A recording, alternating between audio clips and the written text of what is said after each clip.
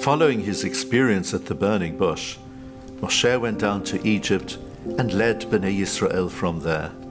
And now in Parashat Yitro we read how at long last Moshe was reunited with his family. Tzipporah and their children Gershom and Eliezer came along.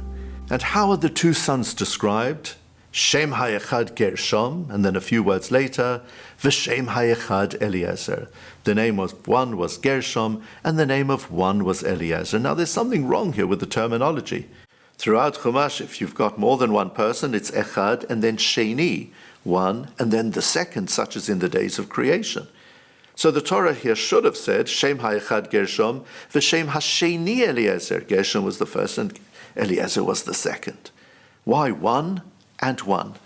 I'd like to suggest that Moshe was acutely aware of what had transpired in the book of Breshit. You could easily give a subtitle to Breshit as being the book of the dysfunctional family.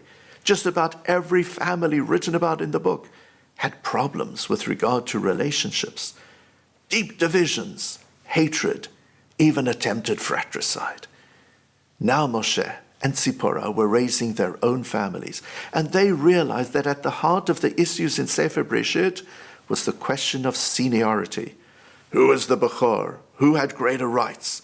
Who was in a secondary position? They didn't want that type of thing for their children.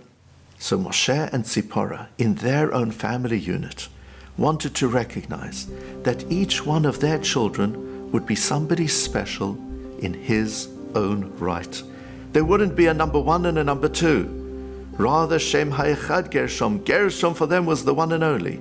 V'Shem Hayechad Eliezer, and Eliezer too was the one and only Eliezer that they had. And the message for us is, in raising our families today, there are enough problems out there in terms of relationships and tensions within our family units. Let our children know that each and every one of them is a special person in his or her right.